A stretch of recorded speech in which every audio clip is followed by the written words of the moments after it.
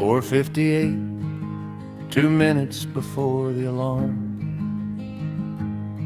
I've been waking up at this hour for so long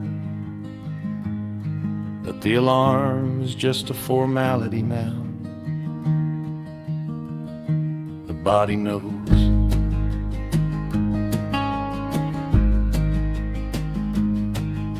The percolator starts before I touch the switch. 30 years of the same motion in the dark. Find the coffee, find the water, find the filter. Find the morning before the morning finds me first. The house is quiet in a way it only is right now. Every sleeping person breathing in their particular rhythm. The dog lifts one eye from the rug and decides that 5 a.m. is not his hour and goes back under.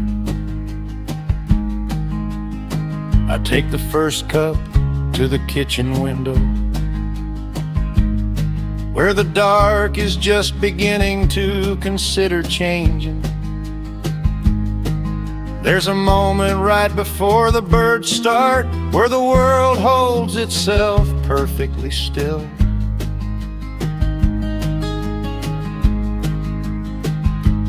I've been collecting those moments for 30 years, without writing them down. They live somewhere in me, in the particular piece that starts the day right.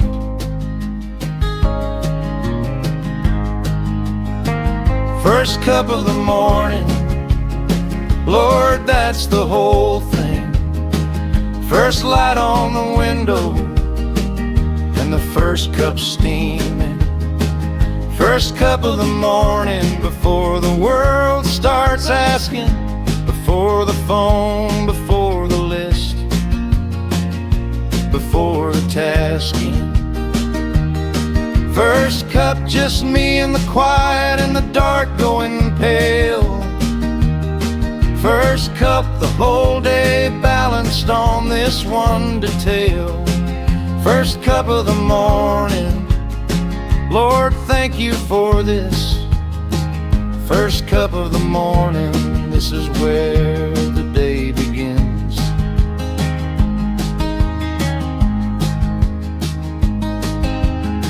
My wife comes down 20 minutes after me. Always has, she gets the second pot, which I have already started because that's the arrangement that nobody established, but everybody keeps. She takes her cup to the same chair she always takes it to, and we sit in the same quiet for about 15 minutes, not ignoring each other, just being in the same morning, which is a different thing and better. The birds start at 5:20 this time of year, which is the signal that the morning has officially begun. Before the birds, it belongs to me. After the birds, it belongs to the day.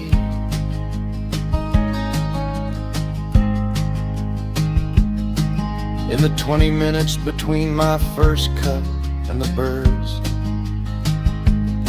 I've solved problems, made decisions, let go of things I'd been carrying, and found the version of myself that will handle today. First cup of the morning, Lord, that's the whole thing. First light on the window, and the first cup steaming. First cup of the morning, before the world starts asking, before the phone, before the list, before the tasking. First cup, just me and the quiet and the dark going pale. First cup, the whole day balanced on this one detail. First cup of the morning, Lord, thank you for this. First cup of the morning, this is where the day begins.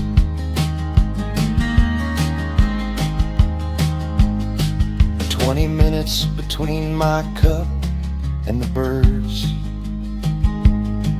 20 minutes that belong to nobody but the man holding the cup and the window and the dark.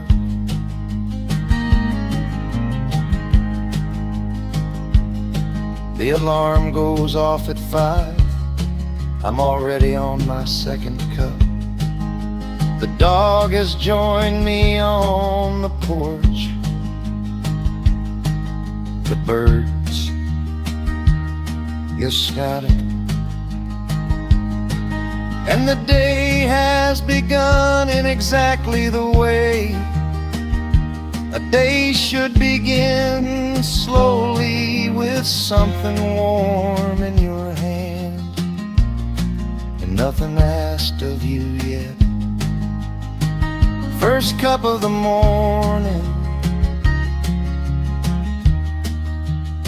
nothing asked of you yet.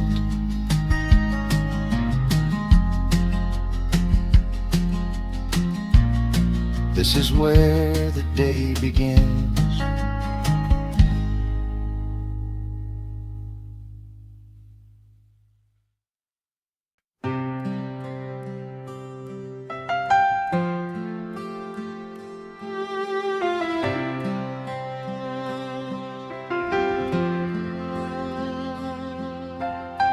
Saturday mornings have a different quality of light than any other morning of the week.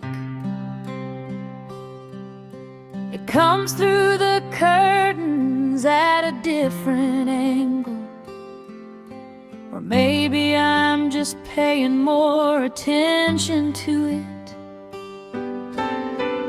Nobody has anywhere to be, which is a sentence costs something to earn. All week to get to 2 words, nowhere to be. Saturday morning and nobody has to go. The biscuits are in the oven and the coffee is on,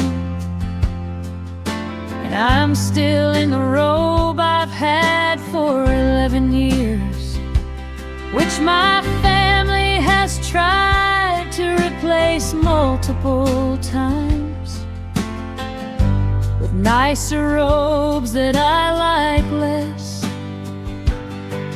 The 11-year robe knows exactly how I like it, soft in all the right places and not soft in the wrong ones. Some things improve through use.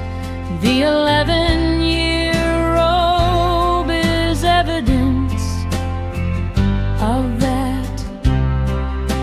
Saturday morning, biscuits and nowhere to be. Saturday morning, Lord, that's the recipe for everything a week of work was building toward.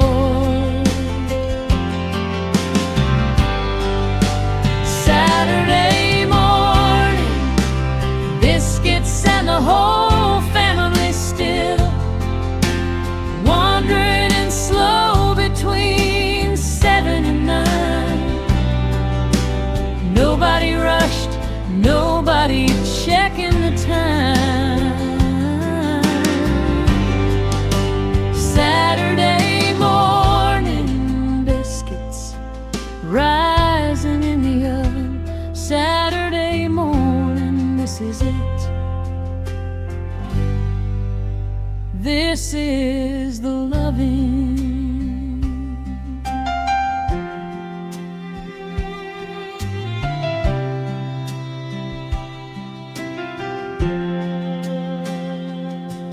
My daughter comes down first on Saturdays.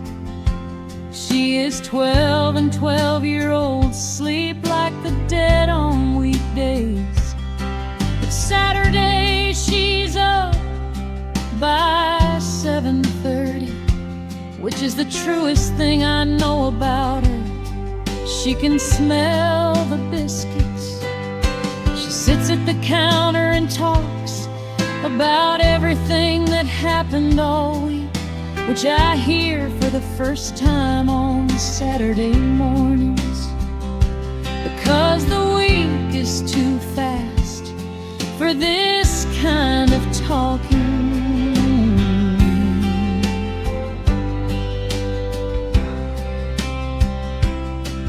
My husband comes down last, always last.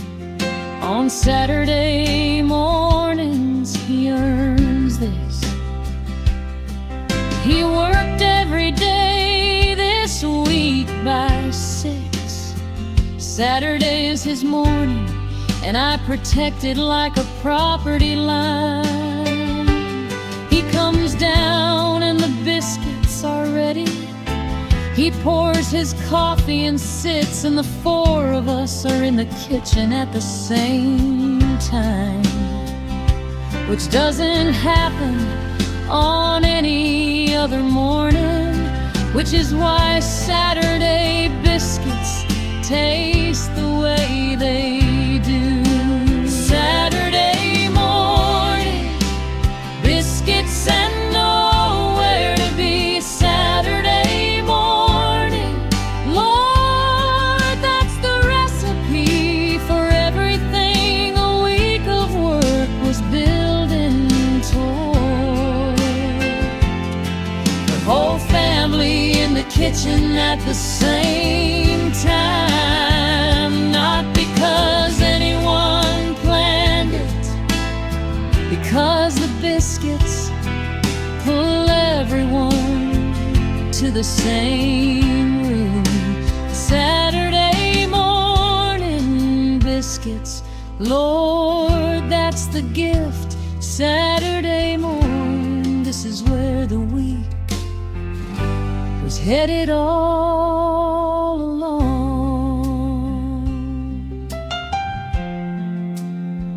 11-year-old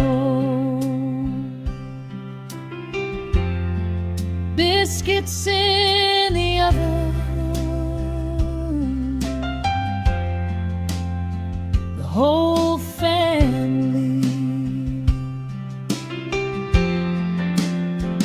nowhere to be.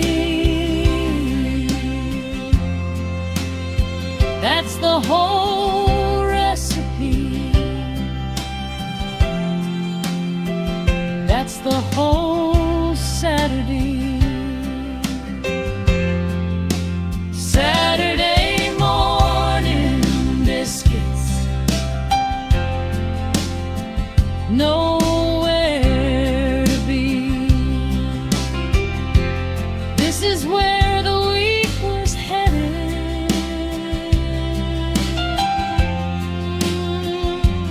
all along.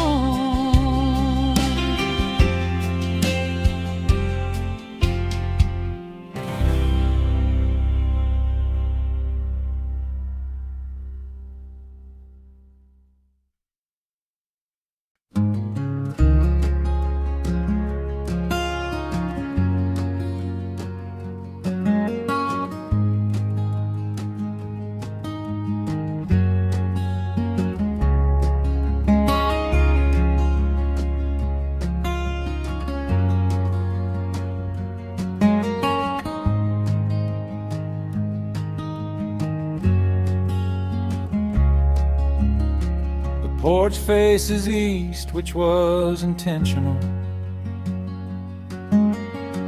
My grandfather built this house and he chose east. Said he wanted to watch the day begin, not the day end. He said, and is take care of themselves. So every morning I sit where he sat,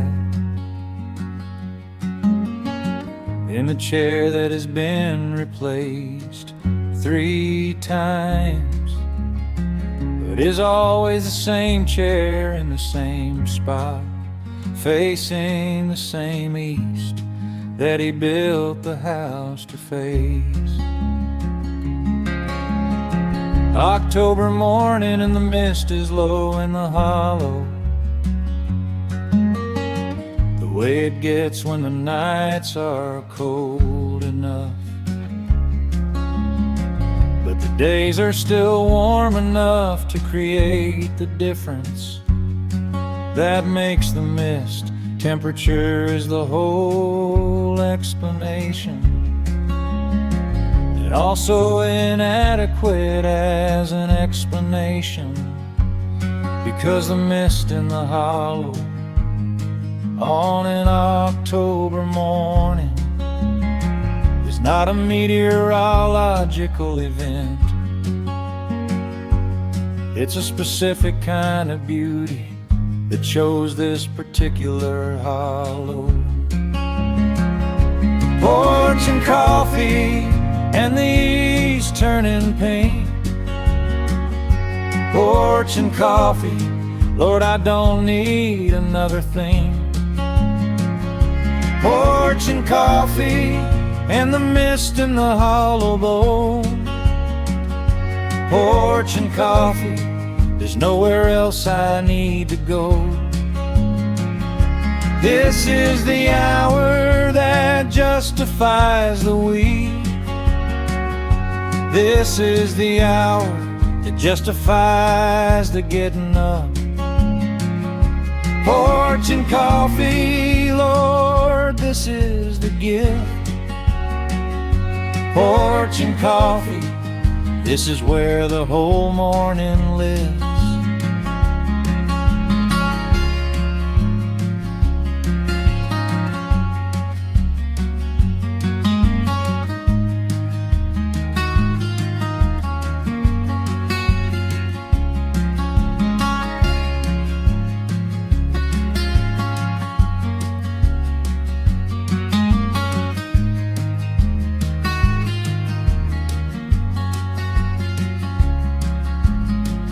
Gray blue heron has been working the creek below the hollow for the past 3 mornings. I watched him from this chair each time. He doesn't know I'm watching, which is fine. The watching doesn't require his awareness. It's sufficient on its own. The heron doing his particular work, indifferent to my particular admiration. My grandfather sat in this spot for 40 years. I've been sitting in it for 22. I have no memory of the first morning I sat here, but I have a memory of realizing that I'd been doing it long enough to call it mine, which happened about 10 years in, on an October morning with mist in the hollow. Porch and coffee and the east going gold. Porch and coffee, Lord, this never gets old. Porch and coffee and the heron on the creek. Porch and coffee, Lord, this is the week. Made right before it starts, made worth the having. Porch and coffee in the October mist. This is the inheritance my grandfather left me. Porch and coffee, Lord, I wouldn't trade this. East-facing porch, October mist, the heron on the creek, 40 years and 22 more. The same chair, the same east, the same gift.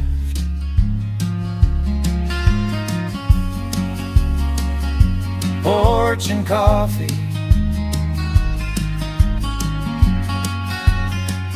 the mist in the hollow, the east going gold.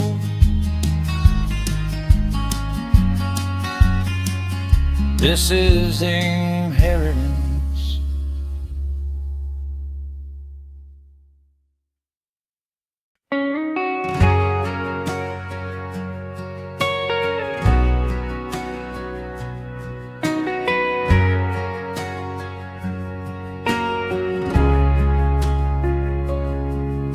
My grandmother's cast iron skillet is the most important piece of equipment in this kitchen, which also contains a stand mixer, a food processor, and a coffee maker that cost more than the skillet by considerable margin. The skillet does more than all of them combined. The skillet makes eggs that no other pan can make. The skillet makes cornbread that tastes of 70 years of cornbread. The skillet makes pancakes that know what pancakes are supposed to be.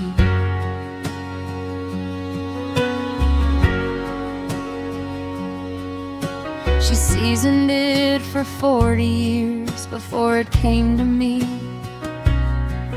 which means I didn't season it, she did.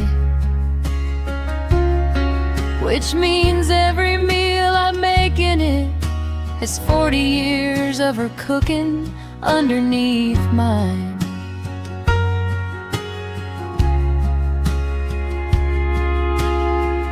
This is what people mean when they talk about inheritance, not the object. The 40 years of Sunday mornings baked into the iron that come out in every meal I make.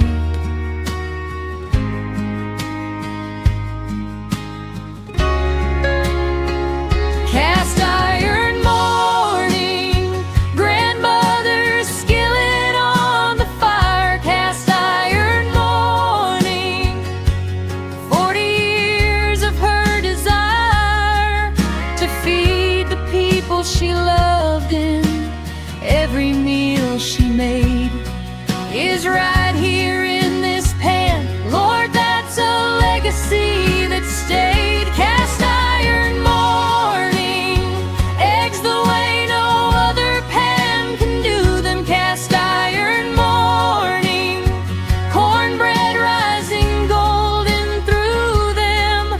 40 years of her hands, and now my hands. Cast iron morning, Lord, that's how love lands.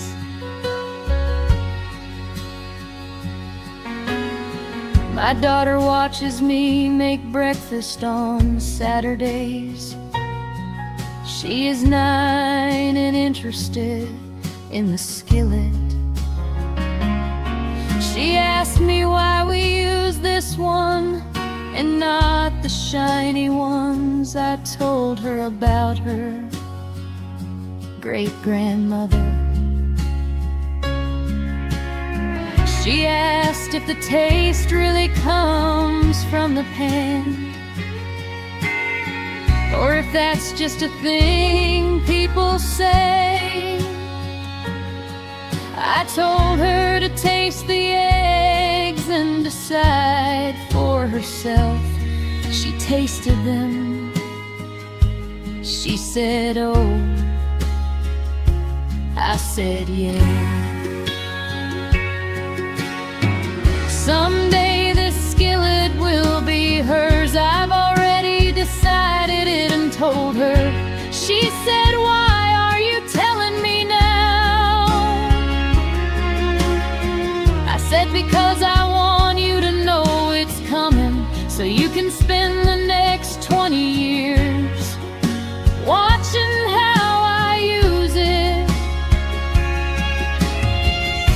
the way I spent 20 years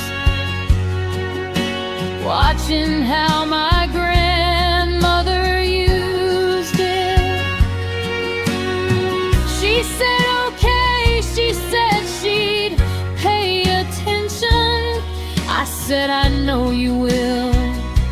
We made pancakes and she paid attention, which is all I asked. Cast iron morning, grandmother's skillet and my hands. Cast iron morning, 40 years and now my daughter understands that the pan is not the point. The point is the 40 years. The point is the Sunday mornings and the love that appears in every meal made with attention, in every morning started right. Cast iron morning, Lord, that's the tradition. Cast iron morning, my daughter paid attention last night.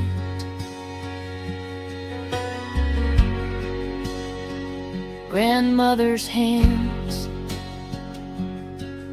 my hands, my daughter's hands coming. The same skillet, the same eggs, the same love underneath. Cast iron morning, 40 years baked in. My daughter paid attention.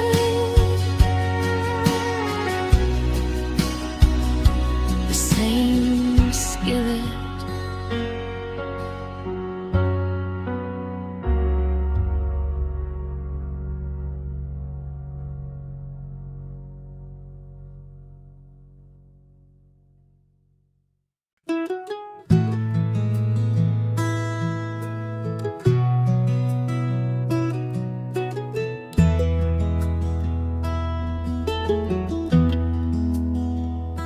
The farm report comes on at 6.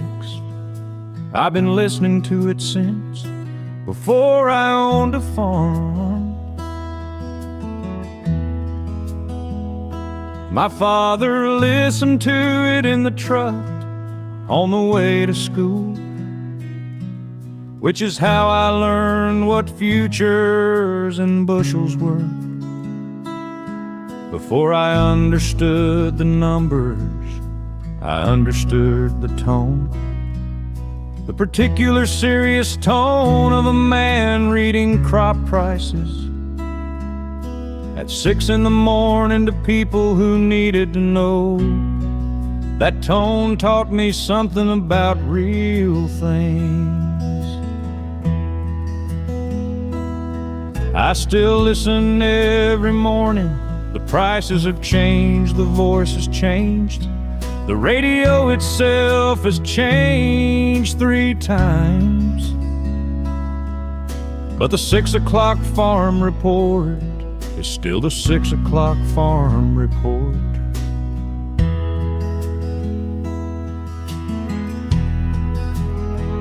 My son says I could get this information faster in other ways. I say I know. He says the radio isn't the most efficient delivery method. I say efficient is not the point. The 6 o'clock farm report is the point.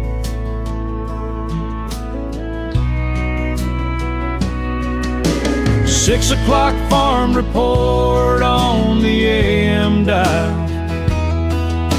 6 o'clock farm report worth every morning mile of sitting at the table with the coffee going cold. 6 o'clock farm report, best thing that the radio holds.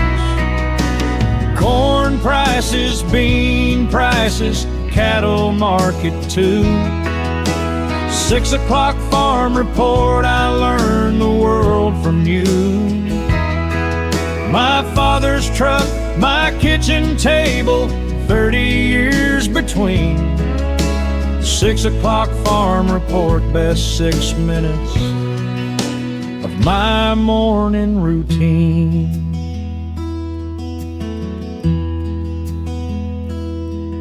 My granddaughter was here last Tuesday. She heard the farm report while I was making eggs. She asked, "What is that?" I told her. She said, "Do you understand all of it?" I said, "Most of it." She said, "What's a bushel?" I explained it. She said, "That's a weird measurement." I said, "It's been around longer than either of us."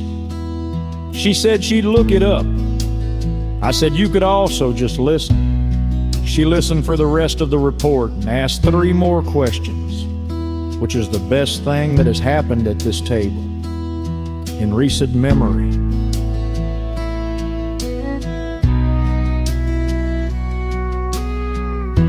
The man who reads the report this year has a voice that reminds me of the man from 30 years ago. Not the same, but the same category, serious in the same way, present in the same way. Treating the price of corn at 6 in the morning as if it matters, which it does, which it always has, which is why the 6 o'clock farm report has been on this station since before I was born. Six o'clock farm report on the AM dial. 6 o'clock farm report, 30 years in every mile. From my father's truck to this kitchen table, here's 6 o'clock farm report. I've been listening a long time, dear. My granddaughter asked about the bushel this morning, which means the thing I love is traveling forward. 6 o'clock farm report, Lord, keep it going. 6 o'clock farm report, best thing my radio story. Corn prices, bean prices, my father's truck, my granddaughter's question. 30 years, still listening, still matters. 6 o'clock farm report. My granddaughter asked about the bushel. Still matters. Best 6 minutes of the morning.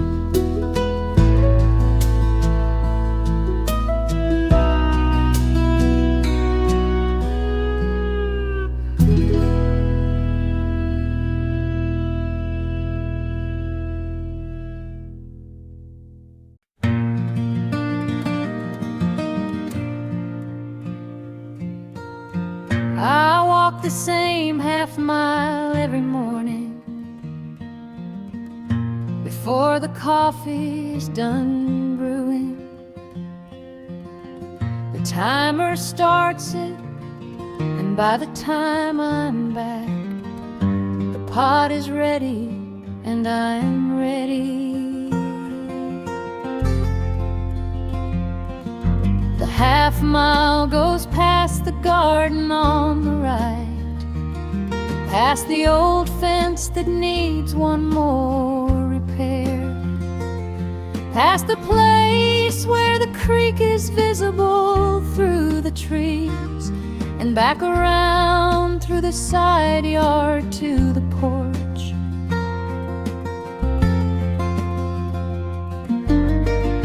In winter I do it in the dark, with a headlamp that my daughter gave me,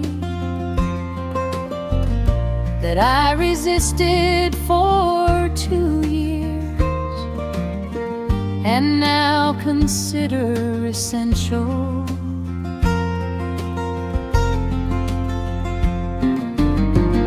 In summer I do it in the early light, that is neither dark nor day, the in-between light that belongs to the people who are up for it. Morning walk before the coffee's done, morning walk in the dark or in the almost sun, half a mile that clears whatever the night left in my head, half a mile that tells me who I am before I'm pulled ahead into the day and all its requirements of me.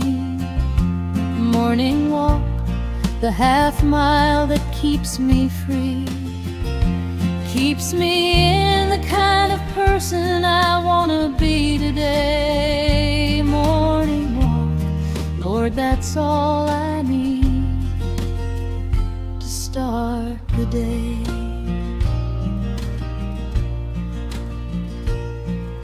I've walked it in rain without caring very much, I've walked it in snow, which is different and beautiful, I've walked it after hard news when I needed to move and couldn't stay still inside what I'd just heard.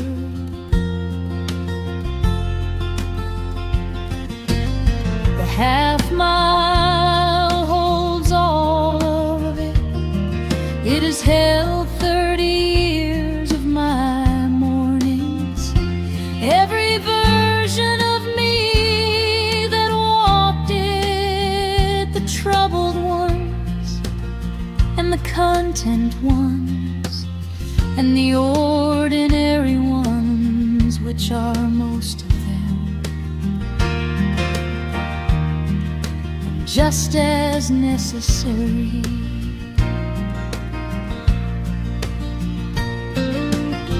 My neighbor saw me once from his truck at 5:40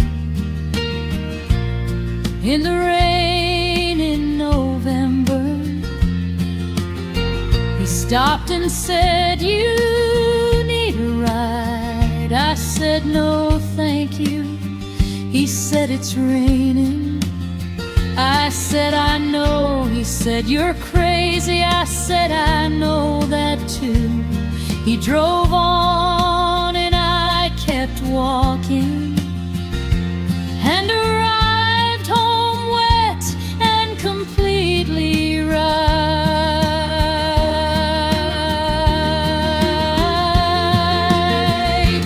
Morning walk before the coffee's done, morning walk in the November rain or the summer sun, through 30 years of mornings just like this, half a mile that is the thing I'd be most likely to miss if I couldn't do it, if the body stopped allowing Morning walk, it's not exercise, it's knowing who I am before the day tells me who to be. Morning walk, half a mile, Lord, that's the key. 5:40 in November, rain on the headland, half a mile,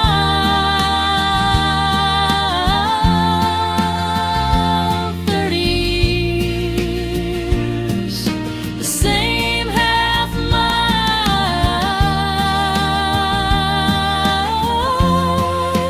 different every morning. Morning walk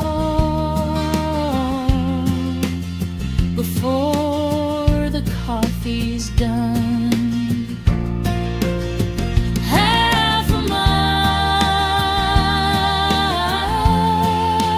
30 years of mornings, the same half a mile, different every morning.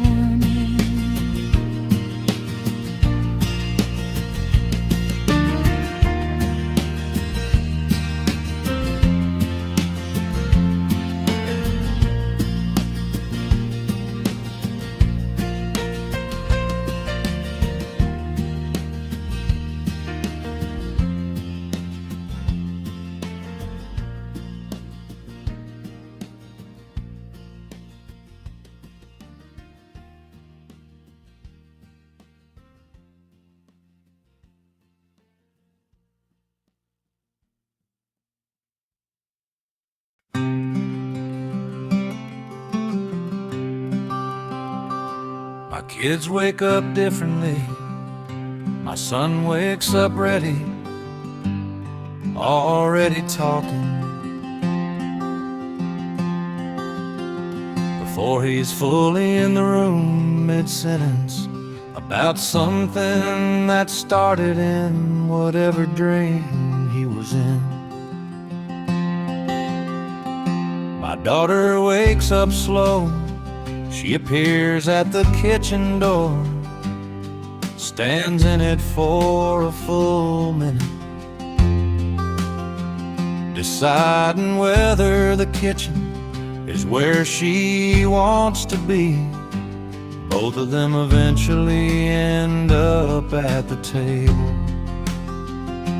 Which is the kitchen table that my grandfather built, that my father refinished, and I have preserved through 11 years of breakfast and homework and argument.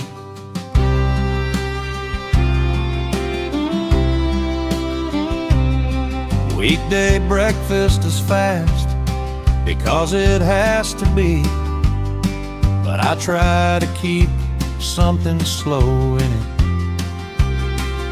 Something that isn't the schedule. Usually it's just 5 minutes of nothing.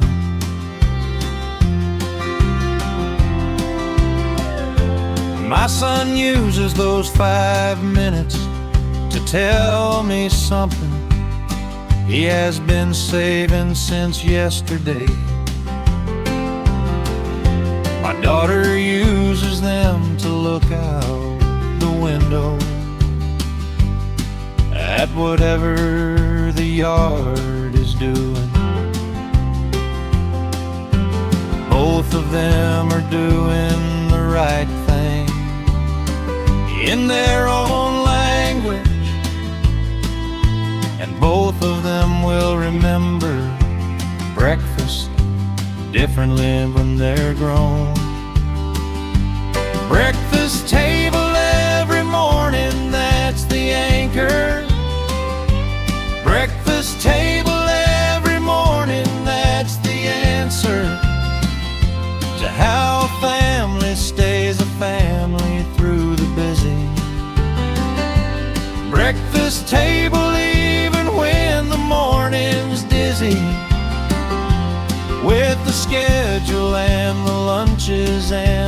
getting ready. Breakfast table, 5 minutes to be steady. Together in the same room over the same food. Breakfast table every morning. Lord, that's the glue.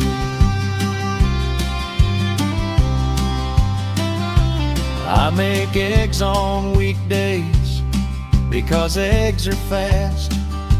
I make pancakes on weekends because weekends allow pancakes. This is the distinction that my children understand perfectly.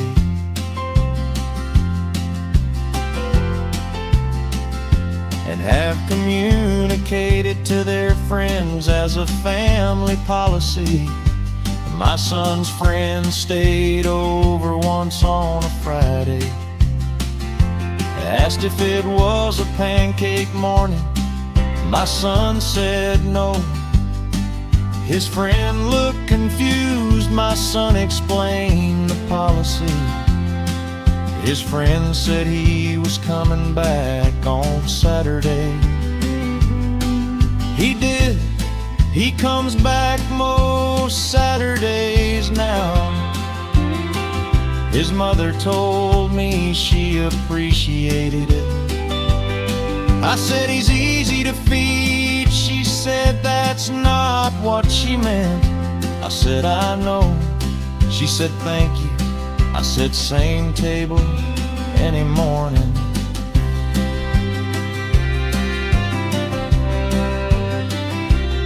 My daughter asked me once what I remembered about my own breakfast table growing up.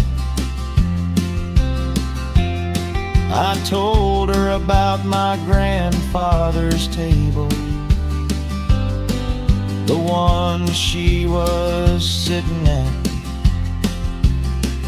She looked at it differently after that, put her hand on it for a second, like she was feeling something in the wood. I said, what? She said nothing, but she kept her hand there.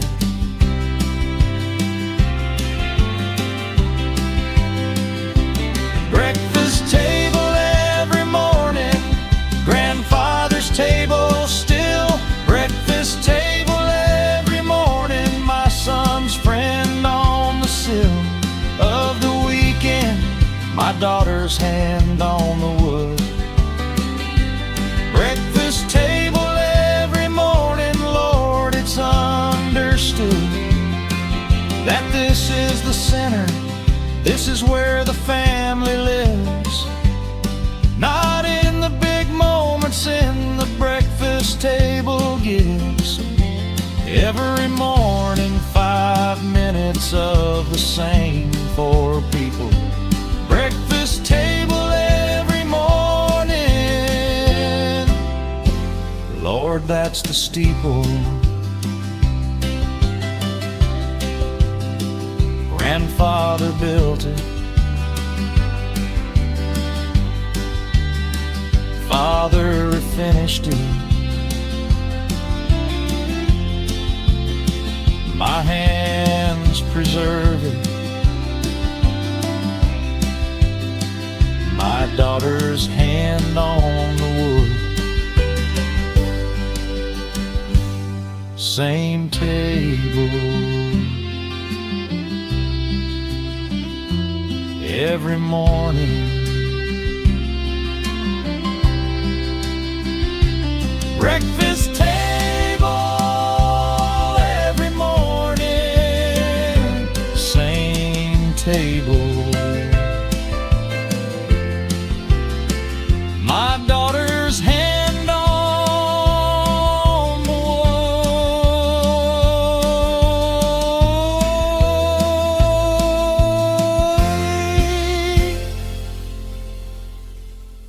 Lord, that's the glue.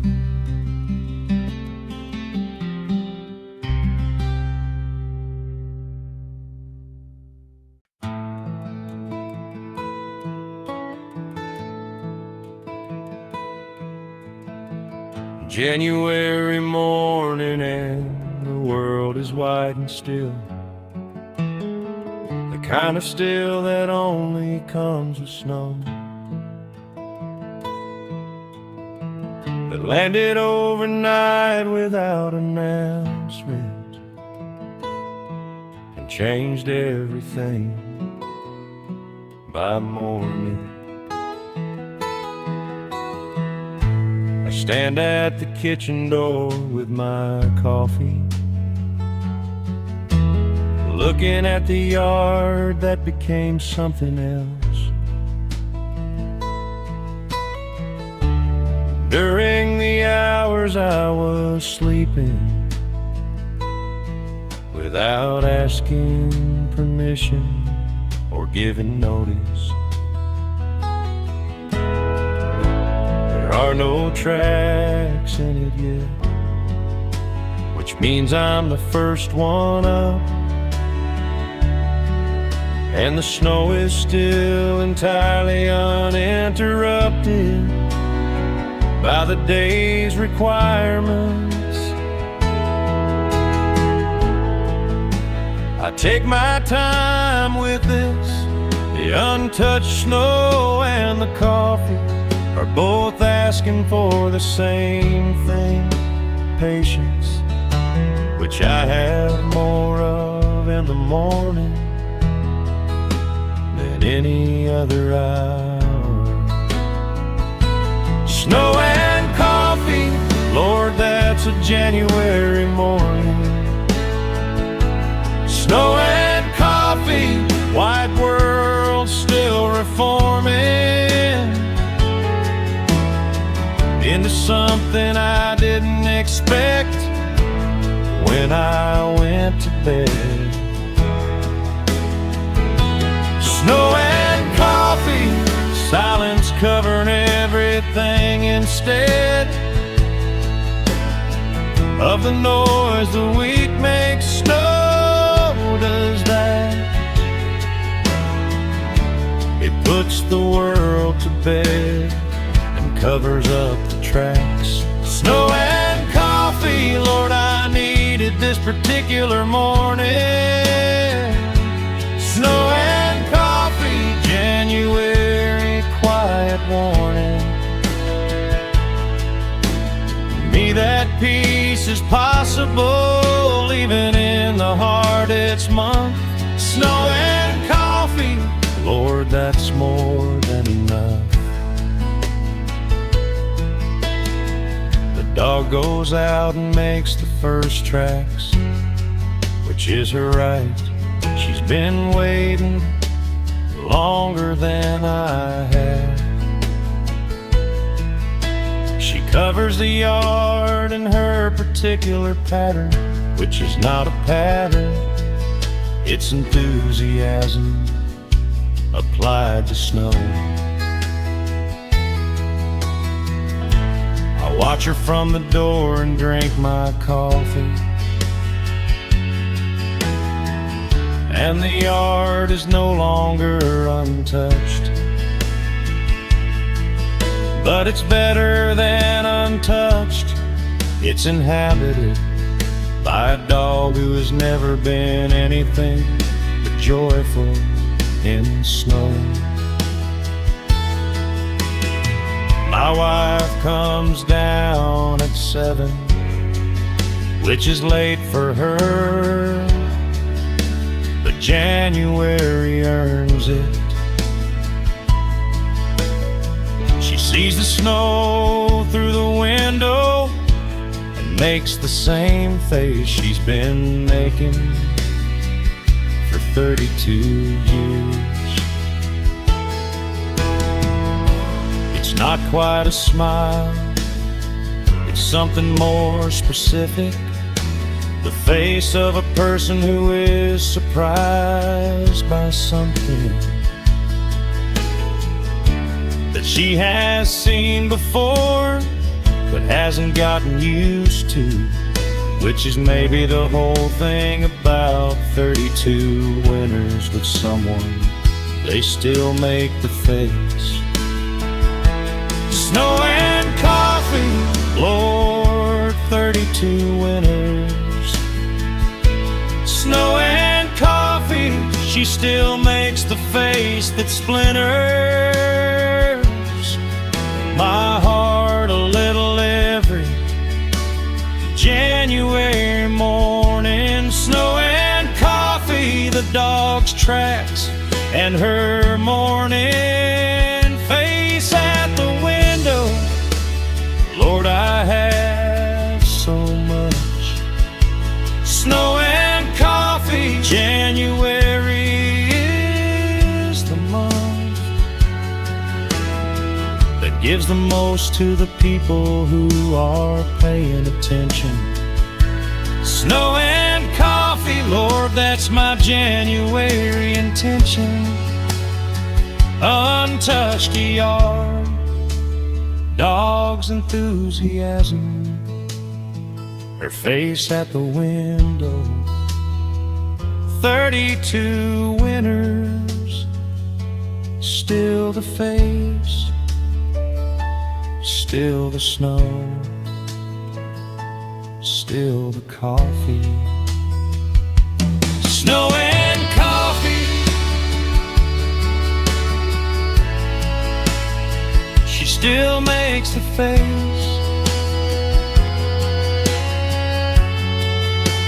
January quiet,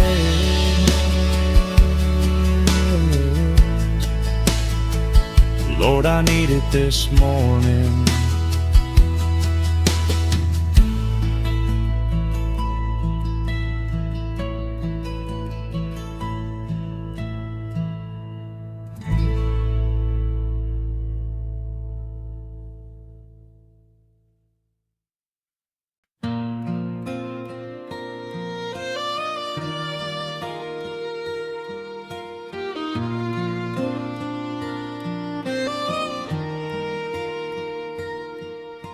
The egg debate in this house has been running for the length of our marriage, which is 17 years. My husband believes in scramble, I believe in over easy. This is not a small disagreement. He says scrambled is more forgiving, which is true. He says over easy requires precision, also true. I say precision is the point. He says for who? I say for the egg. He says the egg doesn't care. We have made peace in the following way. He makes his eggs and I make mine. On Saturday mornings we have what I call the egg sovereignty arrangement, which has worked for 17 years, with occasional violations on both sides. When one of us is distracted and accidentally makes the wrong kind for ourselves.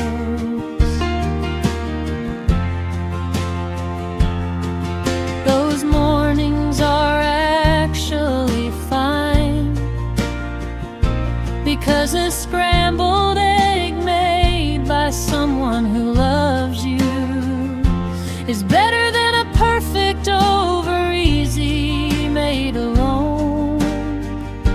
I will not say that out loud in the house. Saturday eggs, the same argument every week. Saturday eggs, the sovereignty arrangement, so to speak. Saturday eggs, his scrambled on the left, my over easy on the right. Saturday eggs, Lord, who knew an egg could be the whole summary of a life together his way.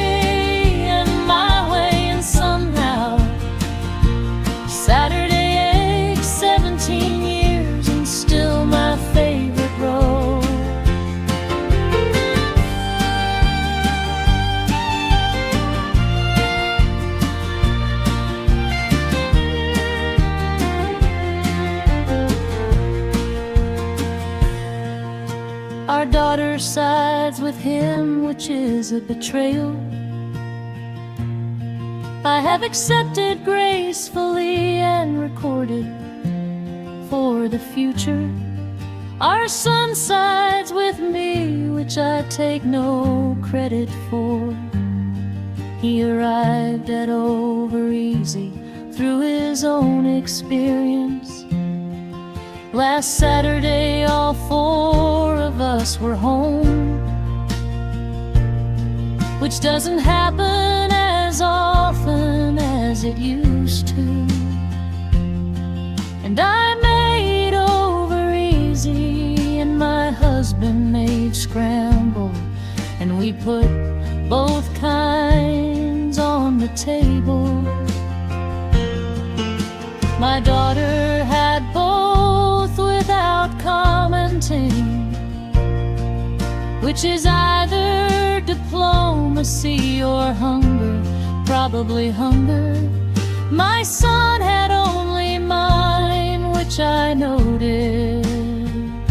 My husband noticed me nothing it. He said, don't. I said, I'm not. I was. Someday when the kids are gone and it's just us again, I'll still make over easy, and he'll still make scramble, and we'll still put them on the same table and eat the other one occasionally without telling.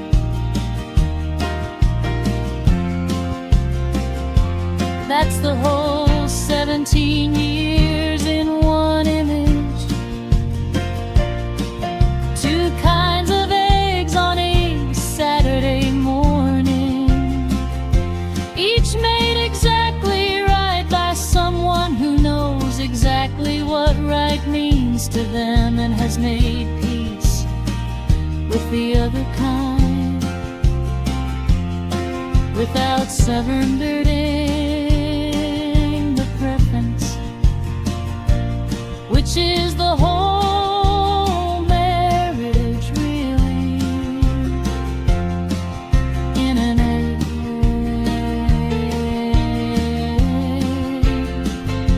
Saturday egg, 17 years of this beautiful argument. Saturday eggs, a sovereignty arrangement. Lord, I love it. Saturday eggs is scrambled perfect on his side. My over easy, perfect on mine.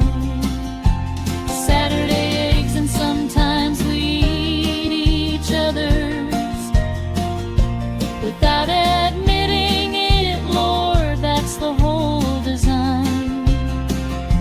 Saturday eggs, I wouldn't change the argument for anything.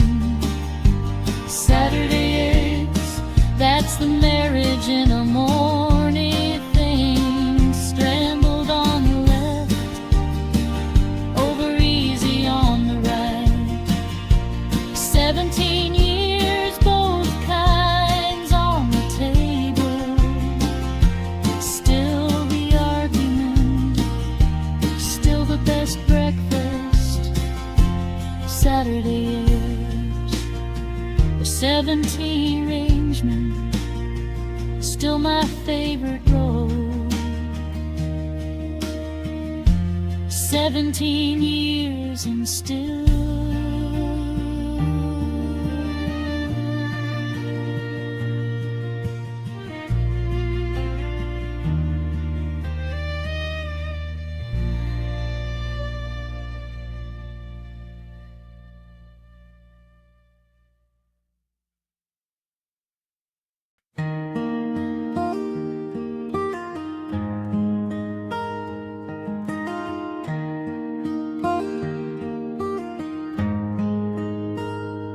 Bread takes 4 hours from start to finish, which is the whole point of the bread. 4 hours on a Saturday morning is 4 hours not doing anything faster I mix it in the bowl my mother gave me, which is the right bowl for bread. Not because of any property of the ceramic, but because the bread knows the bowl. My mother says that's not how bread works. I say I know. She says, then why do you say it? I say because the bread that comes out of that bowl is better than the bread from any other bowl. She says that's the confirmation bias. I say it's the bread.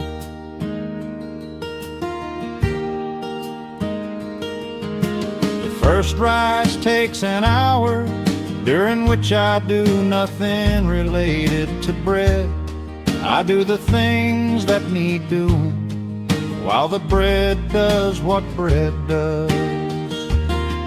There's a lesson in the first rise that I am still learning at 55 about the things that require time and cannot be hurried without loss. The bread knows this, the bread refuses hurrying.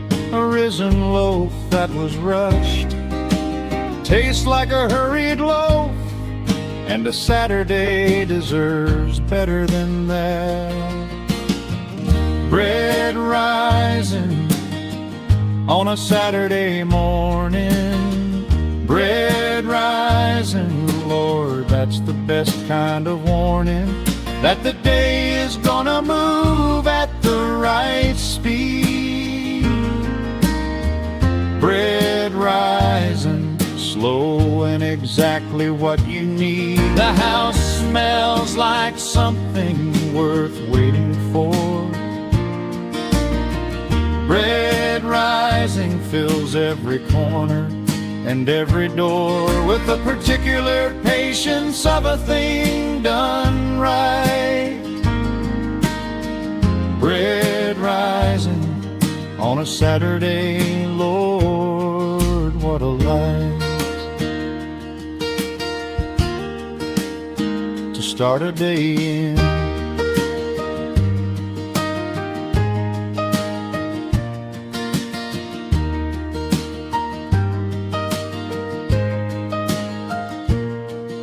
The second rise takes another hour, during which I read or sit outside or have the kind of conversation with my wife that only happens when there's no reason to rush. The bread is doing the work, which gives me permission to not do work, which is a permission I don't otherwise give myself, which I am working on slowly like bread. It comes out of the oven at noon, golden and exactly right. The crust sounds right when I tap it, which is how you know. I let it cool for the required 20 minutes, which is the hardest part, not the mixing, not the kneading, not the rising, the 20 minutes of not cutting into it. My wife cuts into it every time before it's quite ready, which I have given up commenting on because the slightly too early slice is also good. It's warm and it's ours, and the Saturday is better for it. Bread rising on a Saturday morning, bread out of the oven at noon without warning. The whole house smelling like patience rewarding, bread cooling on the counter, the 20 minutes afforded to whatever is the right thing. My wife cutting in early, the slightly too early slice. Lord, that's the family. Bread rising on a Saturday, 4 hours of right bread cooling, bread cut, bread eaten in the light. 4 hours, the mother's bowl, first rise, second rise. 20 minutes of not cutting, my wife cutting anyway. Still good, still the best bring. Bread rising on a Saturday, the house smelling like patience. My wife cutting in early, still good.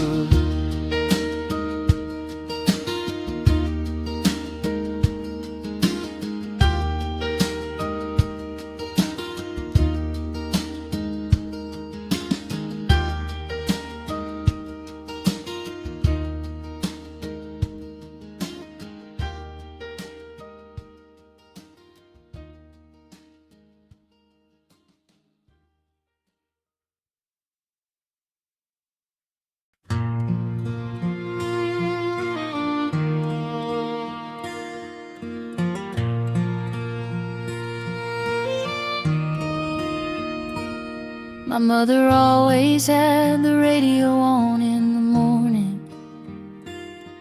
Country music before country was what it is now. The older stuff, the stuff that came before the charts, decided what country was allowed to be. I grew up with those voices in the kitchen while the eggs were on and the toast was in. Before school, before the day had any shape, just the radio and my mother in the kitchen. I play the same kind of music now in my kitchen. My kids don't know the songs the way I knew them, but they hear them and they'll remember hearing them the way I remember hearing what I didn't know. That's how music works in a family kitchen. It doesn't require comprehension, it requires presence. My kids are present for these mornings, and the music is present. And someday they'll be in their own kitchens, and something will play, and they'll remember something without knowing why. Kitchen radio morning, that's the whole inheritance. Kitchen radio morning, the music in the background of the sense of what a morning is, of what a family is. Kitchen radio morning, Lord, listen for this, the song my mother hummed while making eggs, the song my daughter hums now without knowing the words yet. Kitchen radio morning, music in the walls.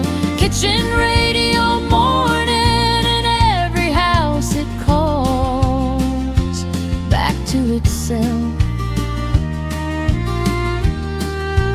That's still Hannah's.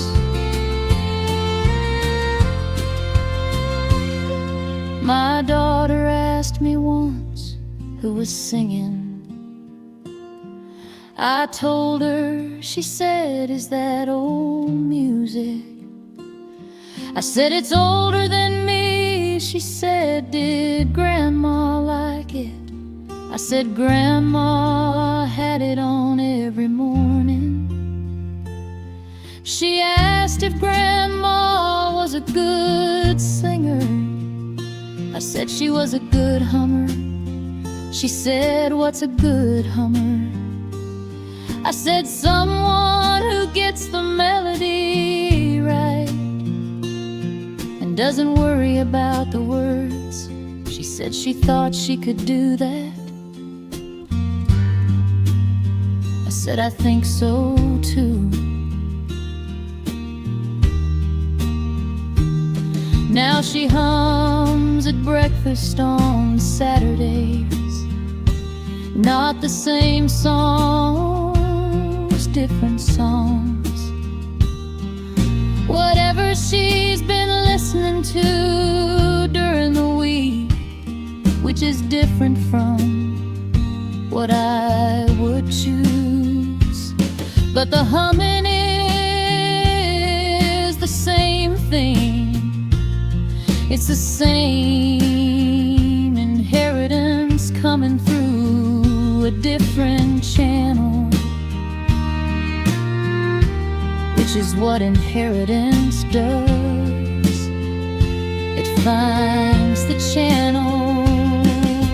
Kitchen radio morning, my mother and then me.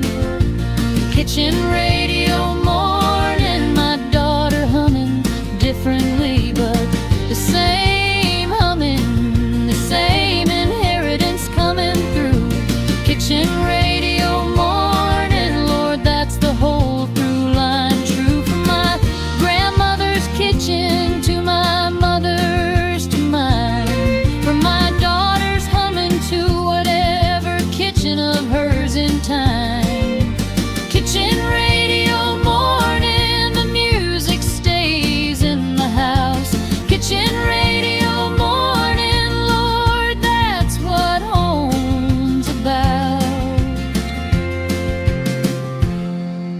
My grandmother's kitchen, my mother's humming, my daughter's different songs, same humming, same inheritance, different channel, still morning, still music, still home. Kitchen radio morning, my daughter hum different songs, same inheritance, still home.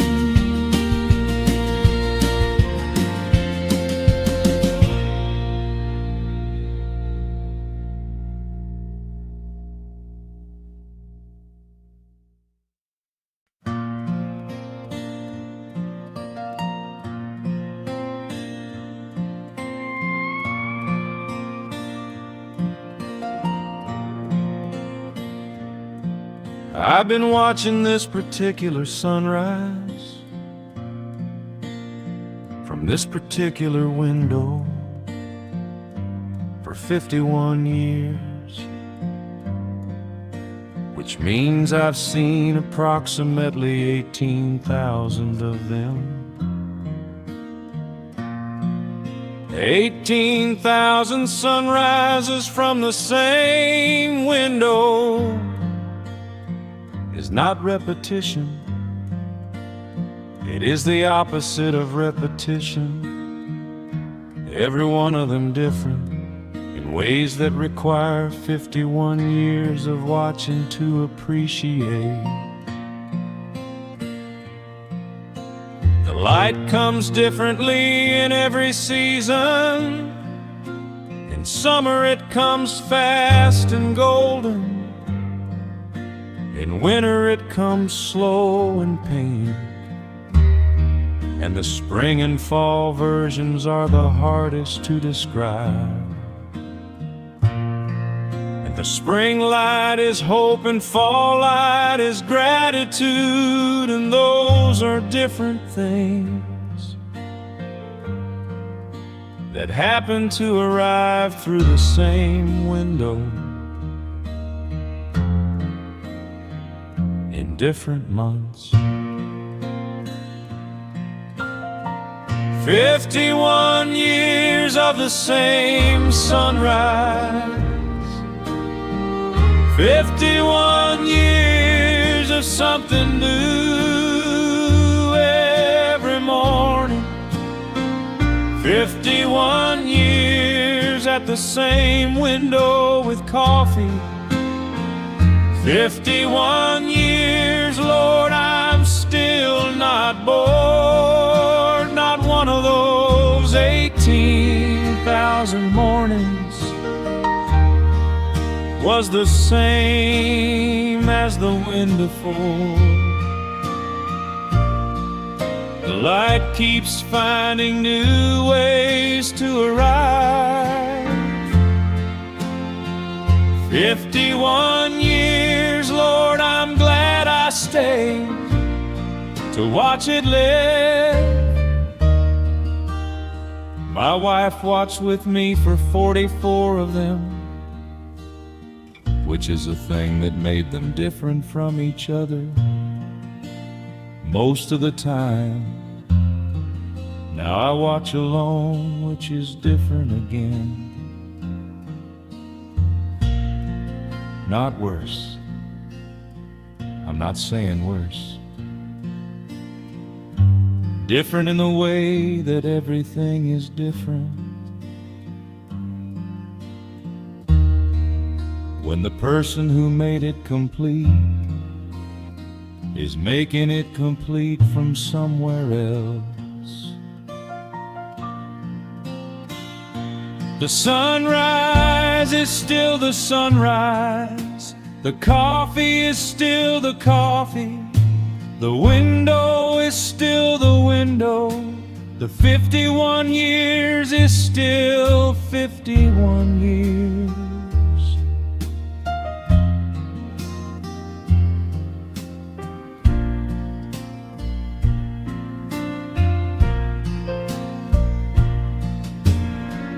My granddaughter stayed over last week.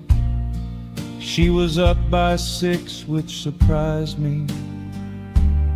She came to the window without being told and stood beside me with her orange juice. We watched the light come in together. She didn't say much, neither did I, which is the right amount for a sunrise. You watch more than you discuss. She said at the end of it, "Grandpa, that was good." I said, "Yeah." She said, "Do you do this every morning?" I said, 51 years. She said, "Same window." I said, "Same window." 51 years of the same sunrise, different every morning. 51 years at the same window. Lord, it's still performing something new each day in light I haven't seen before. 51 years, my granddaughter at the window. I want more mornings just like this one. Same window, different light. More orange juice and 6 a.m. and everything right. 51 years. Lord, I'm glad I stayed. 51 years of the same sunrise, everyone has paid.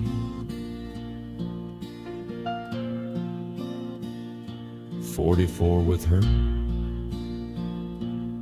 7 alone. Last week with my granddaughter, 51 years, same window, always different, always worth watching. 51 years of the same sunrise,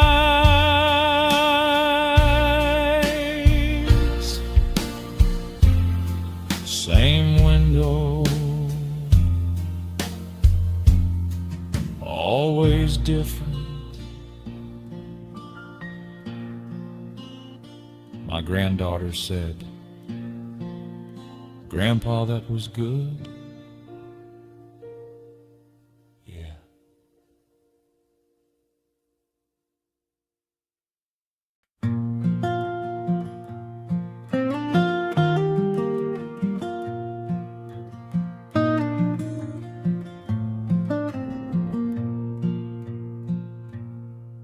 The garden doesn't look like much in March, which is the most honest month in a garden's year.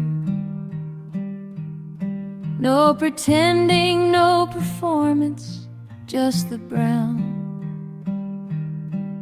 of ground that is deciding whether to begin. I walk through it every morning with my coffee, looking at the brown and imagining the June, which is the thing a gardener does in March, the seeing of what isn't there yet. I've been doing this for 23 years, and the March garden has never once looked promising. But June always arrives anyway, which is the argument for faith that I find most convincing. Not a theological argument, a gardening one. The ground that looks finished in March is full of something I can't see yet, that will show itself when the time is right. Morning in the garden before the garden's ready. Morning in the garden, March, and I am steady in my belief that June is in the ground already. Morning in the garden, coffee in the cold. Morning in the garden, 23 years old. This practice of believing in the brown that becomes green. Morning in the garden, Lord, you know what I mean. This is how I start the day, believing in the not yet seen. My neighbor thinks I'm out to nest out. I think I'm just a gardener. Optimism is about personality. Gardening is about evidence. The evidence is 23 becoming June green every single time. Not because I believed it would, but because the ground was already doing it, whether I believed or not. My belief is just the company I give it, while it does what it was always going to do. This morning the first green appeared, small and almost invisible, a crocus at the corner. I stood over it with my coffee for longer than made any practical sense.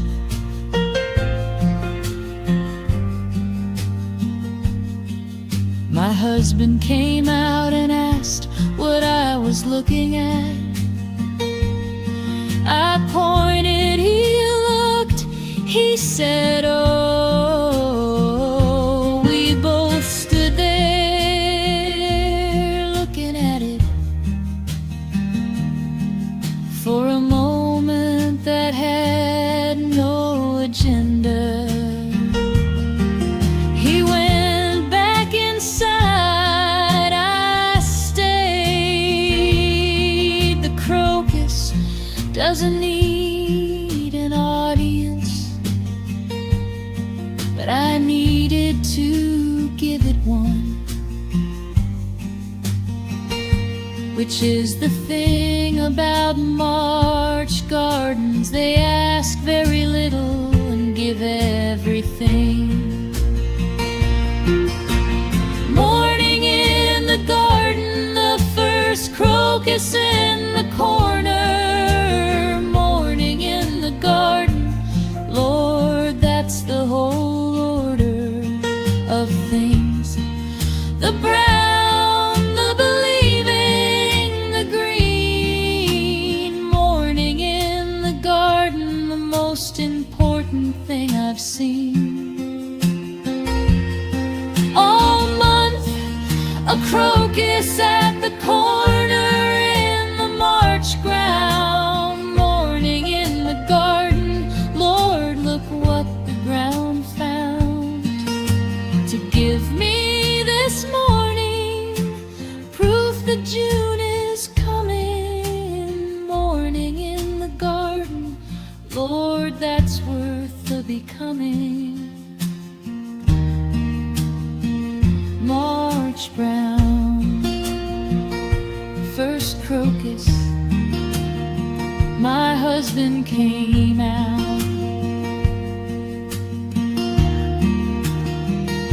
We both stood there, he went inside, I stayed. The crocus doesn't need an audience, I needed to give it one.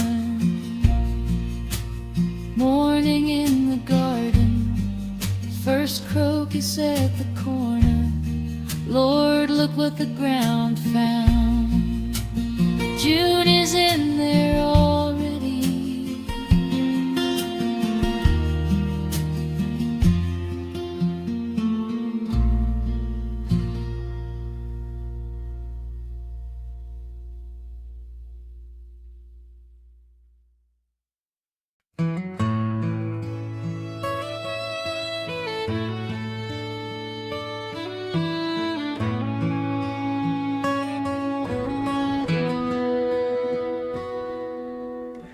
Sunday is the one morning I cook the full thing.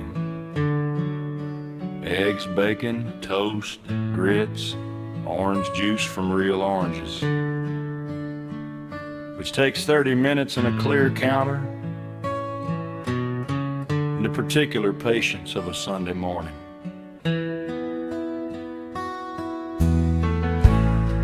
My children call it the real breakfast, as opposed to the weekday breakfast, which they call cereal or whatever that again. The real breakfast happens on Sunday. and requires the cast iron.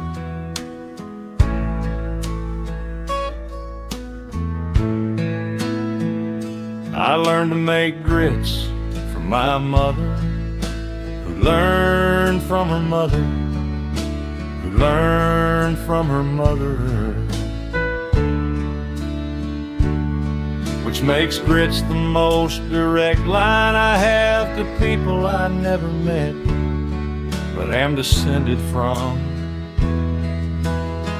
I make them the way I was taught, which is the slow way, which takes 20 minutes on the lowest heat, and can't be rushed without turning into something else.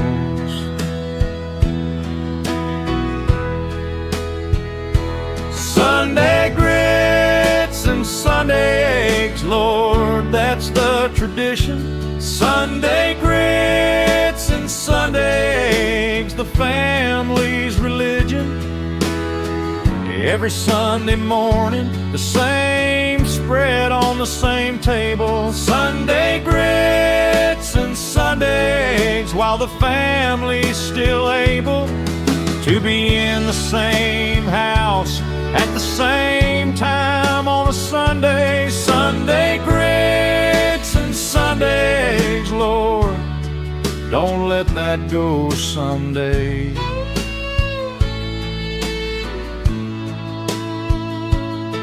This is the meal that means we're still a family together.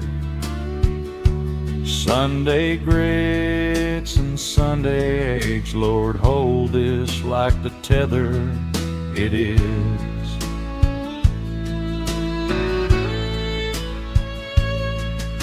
My oldest is 17 and leaving next year for college, which is right, and I know it's right. But next Sunday I'm going make the real breakfast and pay attention to the way she eats the grits.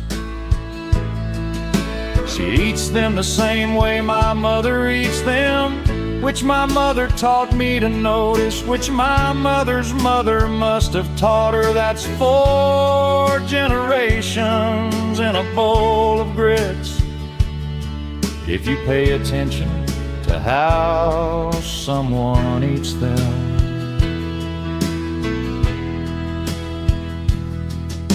My youngest is 9 and doesn't like grits yet, which I have decided not to worry about. He's 9 and his preferences are temporary. Every 9-year-old I've ever known has different preferences at 15. I'll keep making the grits and he'll find his way to them, the way I found my way to them.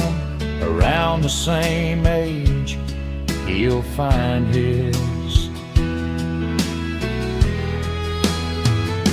Sunday grits and Sunday eggs, my oldest leaves next year. Sunday grits and Sunday eggs, I'm paying attention here to the way she eats them, the way my mother eats them, to the 4 generations in a bowl. If you listen, Sunday grits and Sunday eggs, Lord, hold this together. Sunday grits and Sunday eggs, even when the weather of life scatters the family to different tables in town. Sunday grits and Sunday eggs, Lord, let the tradition hold us down to something real. My mother's mother's mother's grits, my mother's teaching, my daughter's way of eating them. My son's 9 years old, he'll get there. Sunday grits, 4 generations in a bowl. Sunday grits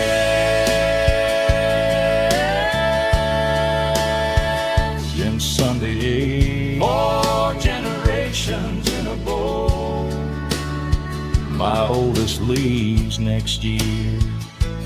Lord, hold this together.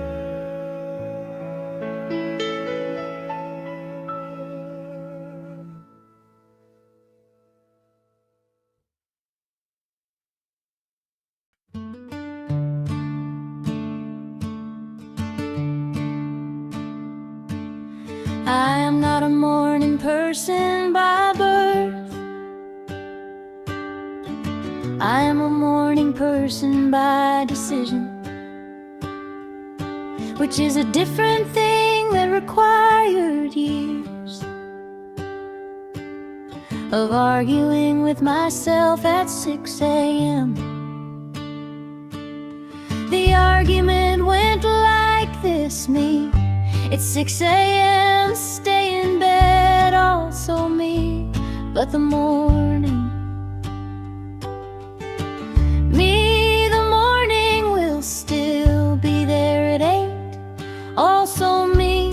Not this particular morning, this one's going.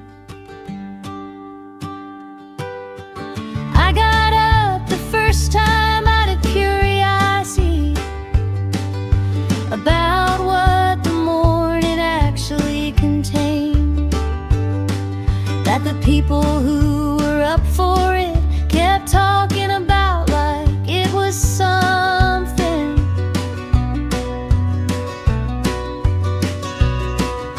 It took about 3 months of mornings before I understood what it was. It wasn't the light, though the light was part of it. It wasn't the quiet, though the quiet was part of it.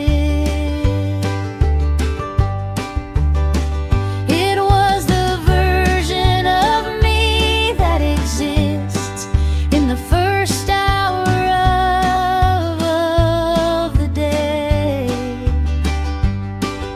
before the day has asked anything, before I've performed for anyone.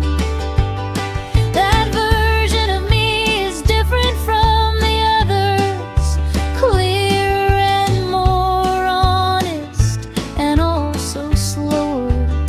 She moves at a pace that the rest of the day forgets. Morning person by decision, not by nature. Morning person by decision changed my whole behavior. One argument, one at a time with myself. Morning person by decision, Lord, what it's given me. The version of me that exists before the asking. The hour that belongs to nobody's tasking. Morning person by decision, hardest one I've made. Morning person by decision, best one that has stayed. I told my mother I'd become a morning person. She said that's a phase, I'm not saying that cruelly. She genuinely believed it based on evidence I had provided over 29 years. It has been 2 years now. I called her last week at 6:30. She said, "Are you okay?" I said, "Yes." I said, "I'm having coffee." She said at 6:30, I said yes. She said, Lord, I said I know. She said, who are you? I said I don't know yet, which is why I'm up at 6:30. Some mornings I still argue. The argument is easier to win now, because I know what's on the other side of getting up, and I know what's on the other side of not getting up. The other side of getting up is the version of me that exists before the day asked anything. The other side of not getting up is waking up at 8 and feeling like I missed something, which I did. I missed myself. Morning person by decision, 2 years running now. Morning person by decision, figured out somehow that what the morning people were talking about was the version of themselves they like best. Morning person by decision, Lord, I won the argument. Morning person by decision, every morning that I meant to stay in bed and didn't, every 6 a.m. I kept. Morning person by decision, Lord, that's 2 years of good sleep, earned by not sleeping in. Me, it's 6 a.m. Also me, but the morning, 2 years later. Also me wins every time. Morning person by decision. Hardest one I've made, best one that scaled.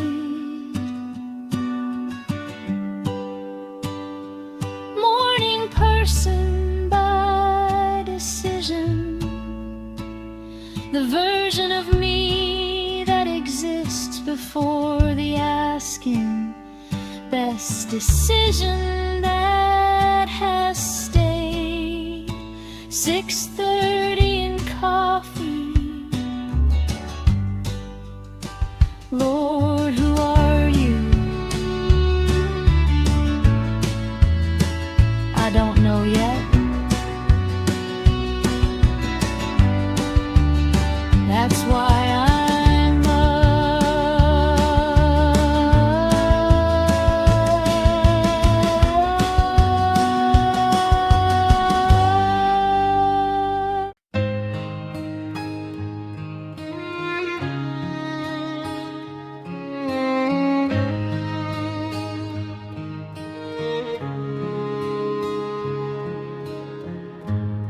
The diner opens at 5:30, which I know because I've been there at 5:30 more mornings than I can accurately account for. In the 30 years I've lived in this county, the same booth in the back left corner,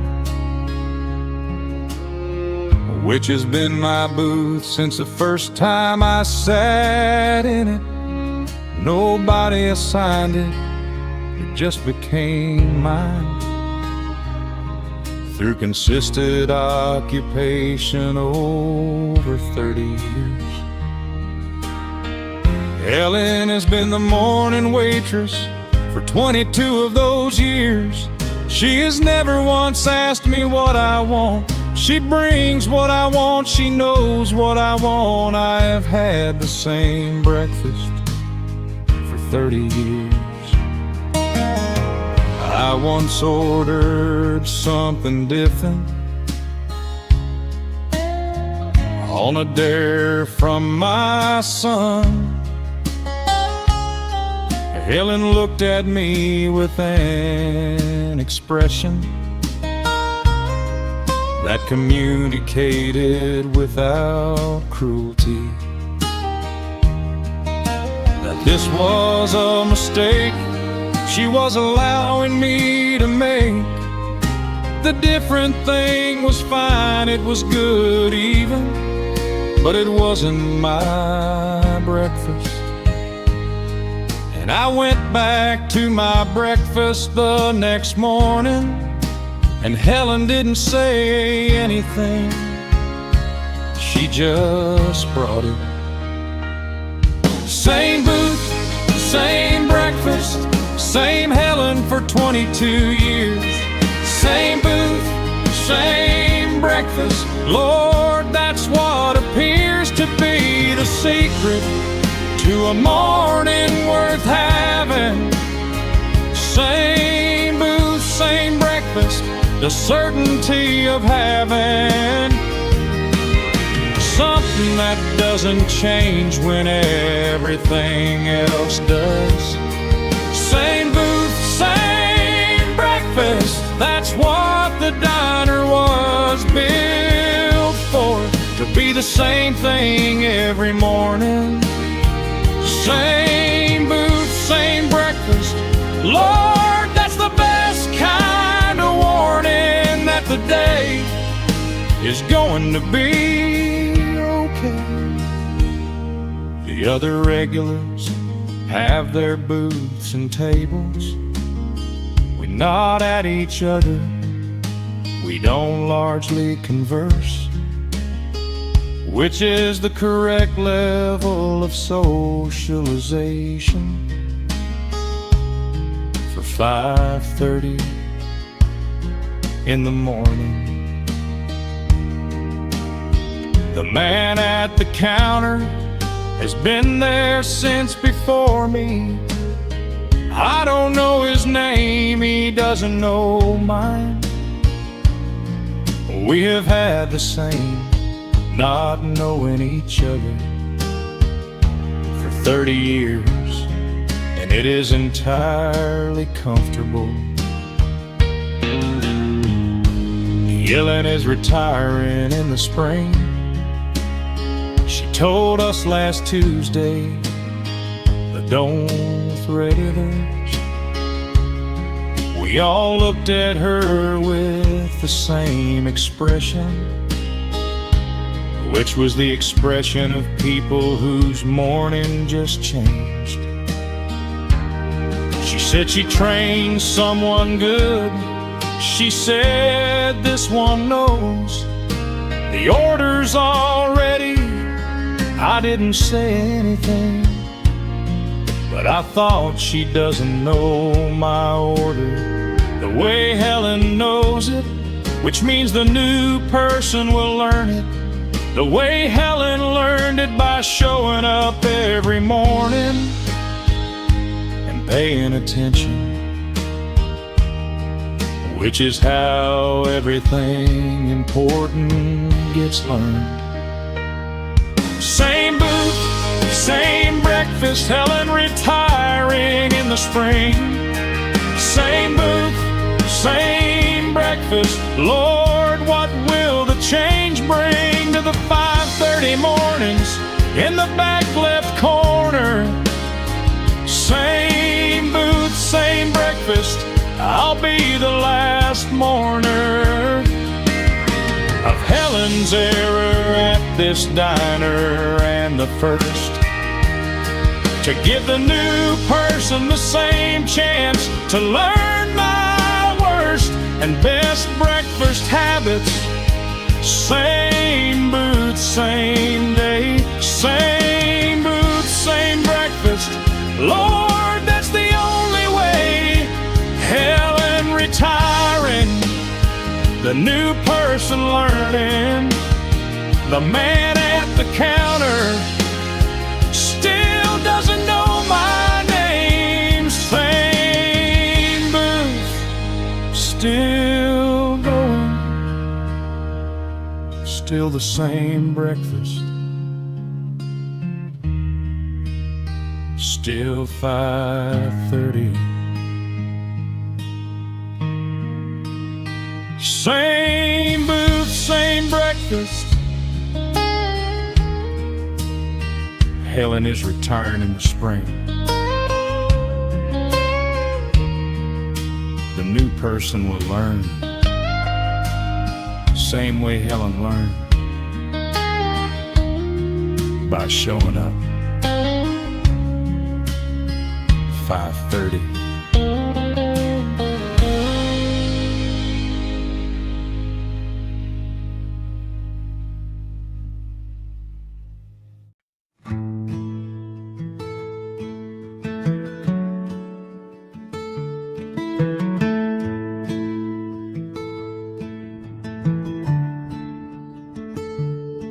I make tea in the morning when the coffee feels like too much, which happens more as I get older. Not every morning, maybe 1 in 5. Tea is the quieter option. The kettle is slower than the coffee maker, which I've decided is the whole point of tea mornings. Tea requires the kettle, and the kettle requires waiting, and the waiting is the part I need on some mornings. I steep it longer than the instructions say, because I learned to make it from my grandmother, who made it dark and strong and said, the instructions are for people who are in a hurry. My grandmother was never in a hurry about tea. She was in a hurry about other things. But tea she treated as the thing you do when you've decided the morning deserves proper attention. Tea morning, slow kettle, slow cup. Tea morning, the 1 in 5 when I get up and need something quieter than coffee can give. Tea morning, that's how some mornings should live. Slow and deliberate and dark from the steeping. Tea morning, the instructions aren't worth keeping, when what you need is stronger and slower and more. Tea morning, my grandmother's way, that's what tea is for.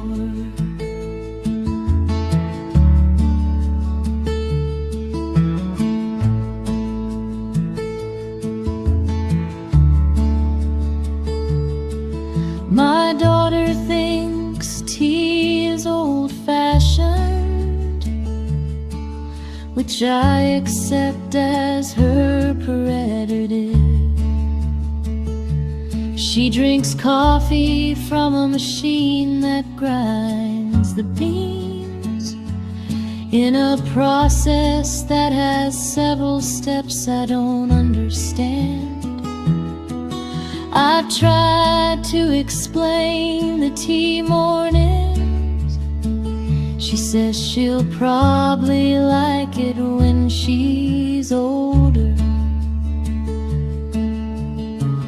which is exactly what I said about tea when my grandmother first made it for me at 12.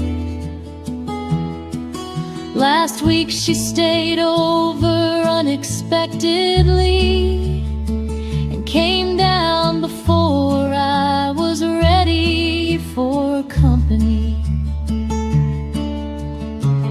I was in the middle of a tea morning. She said, "What's that?" I said, "Tea morning." She said, "Can I have some?" I said, "Yes." I made her a cup the way my grandmother made it, dark and longer than the instructions. She sat at the table with it and didn't say anything for about 5 minutes. Then she said, "Grandma taught you this?" I said, "Yes." She said, "It's really good." I said, "I know." She said, "It tastes like something." I said, "Like what?" She said, "Like slowing down." I said, "Yeah." I said, "That's the whole point." Tea morning, my grandmother, and now my daughter. Tea morning, the inheritance going forward. The dark steep and the slow kettle and the cup. Tea morning, my daughter getting up with me at the table on a Tuesday. Unexpected tea morning. Lord, look at what connected. 3 generations over a cup of tea made dark. Tea morning, my grandmother's way still makes its mark.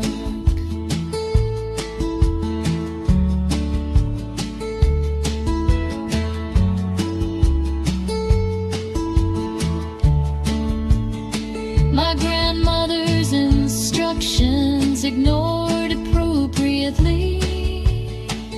My daughter's first tea morning, unexpected Tuesday. She said, "It tastes like slowing down." That's the whole point. 3 generations, 1 cup of tea made dark. Tea morning,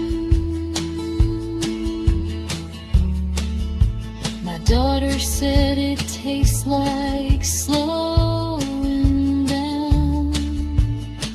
That's the whole point.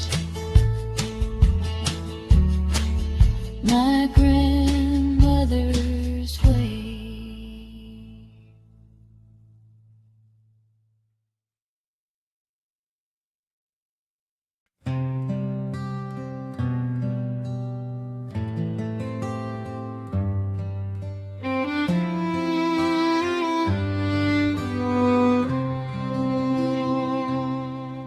My son woke up at 5:30 this morning on his own, which has never happened in 11 years of him. I heard him come down the stairs, counted the steps to make sure it was him and not something else. He appeared in the kitchen doorway in the pajamas with the rocket ships on them that are slightly too small now. And he said, "Dad, is it early?"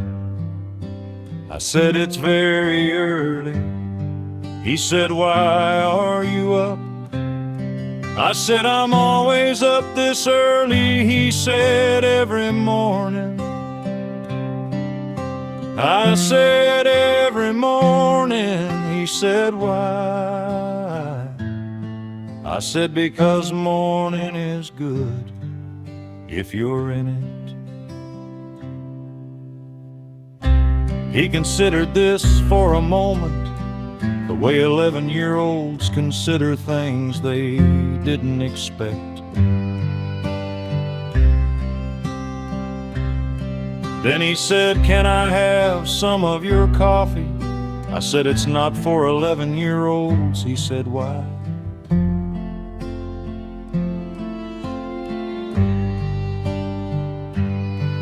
I said, "It would make you too fast." He said, "What does that mean?" I said, "You'd be too fast for the morning."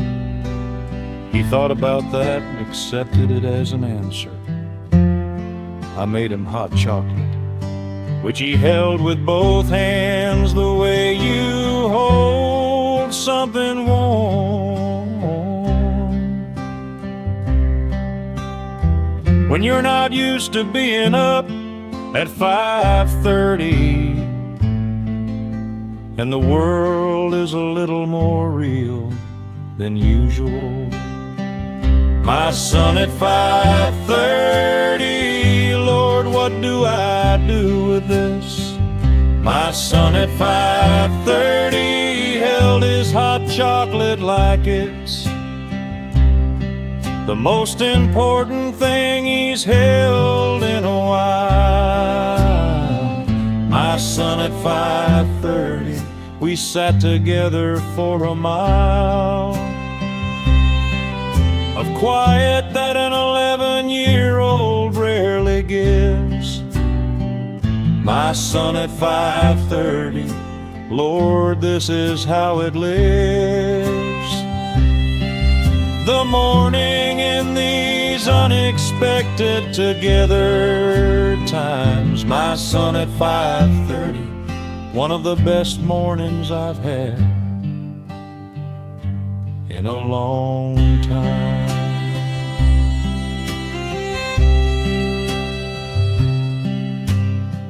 We sat together for 45 minutes. He asked about 6 things that I didn't expect. About the stars that were still visible at the window, about whether the rooster wakes himself up or uses an alarm, about why coffee tastes good if it smells good, about whether birds know they're birds, about what I was like at 11, about whether I like being a dad. I answered everything as honestly as I could. He listened to all of it. At the end he said, "Dad, I think I'm gonna be a morning person." I said, "You probably have to decide that." He said, "I decided then." I said, "All right." We sat there. He went back to bed at 7, which is the right thing for 11 on Saturday.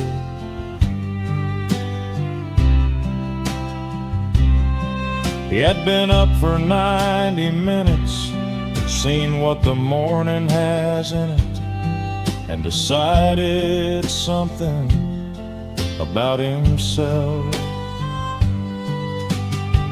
I sat at the table for another hour in the quiet that returned when he went up. But different quiet, the quiet that has a border's questions still in it, about birds and stars and whether I like being his dad. I like being his dad very much at 5:30 on a Saturday morning, more than I could have told him, in a way that an 11-year-old could hold. My son at 5:30 asked about birds and stars. My son at 5:30 asked if I like being his dad. My son at 5:30, Lord, how do I answer that? My son at 5:30, I told him the whole fact, that yes, I do completely and entirely. My son at 5:30, rocket ship pajamas, slightly too small, hot chocolate with both hands. My son at 5:30, Lord, that's the morning that stands above the others. He asked if I liked being his dad. I told him yes. He said, that's good.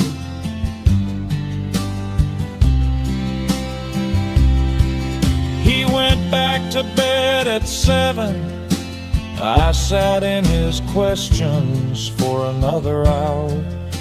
Rocket ship pajamas, slightly too small.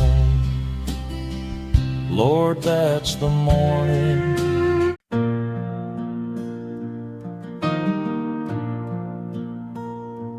I have been making breakfast for other people for approximately 40 years, which adds up to a number of meals that I will not calculate, because the number is intimidating.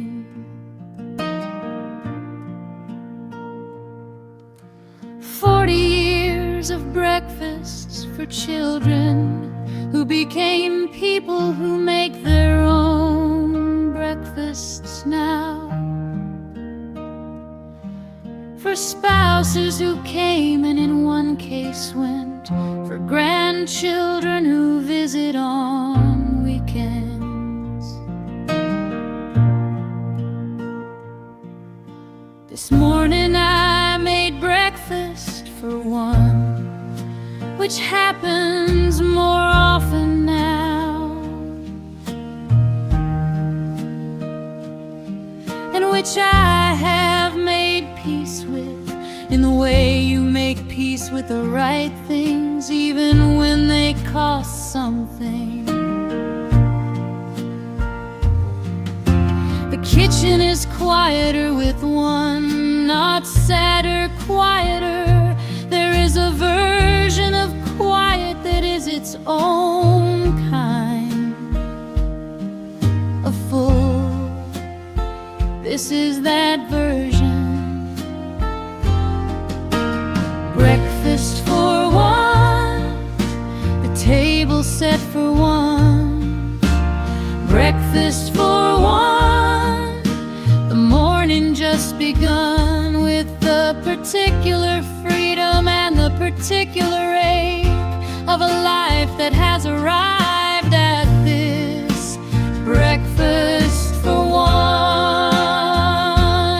Not the end, the other end, the beginning of the chapter that is mine, with no one needing, just me and the eggs and the coffee and the light.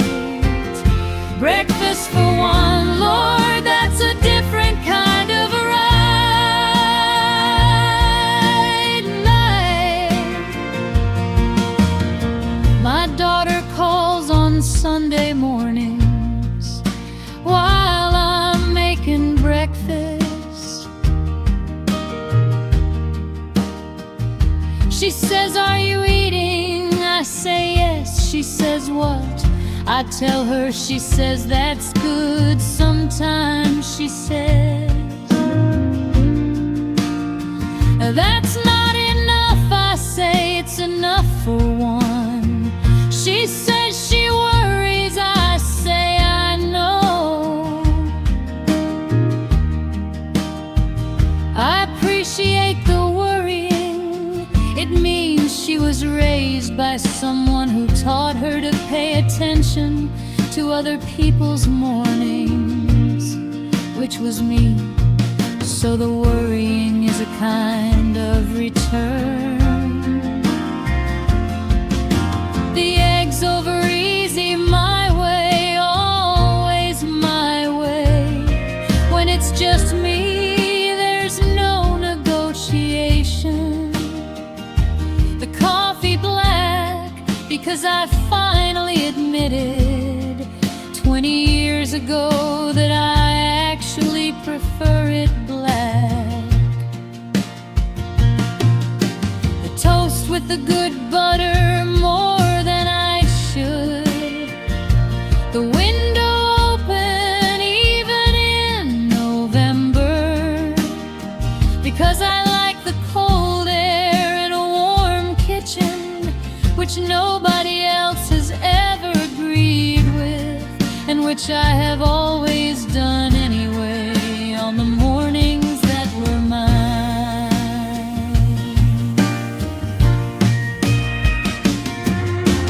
Breakfast for one, my eggs, my coffee, my cold window. Breakfast for one, Lord, look at everything I know about what I actually want now that it's mine to decide. Breakfast for one, the other end, the other side of 40 years of breakfast for other people. Breakfast for one, Lord, that's not lesser, it's equal to anything that came before. It's its own full thing. Breakfast for one, the morning and everything it brings just to me.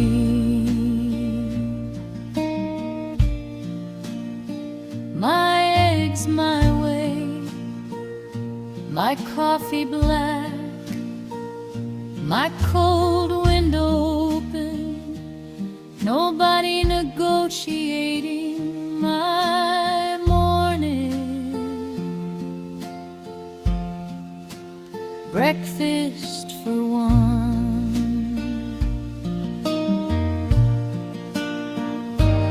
Not the end, the other end, the beginning of mine. Breakfast for one, the other end of 40 years, my cold window open. Lord, look at everything I know about what I actually want.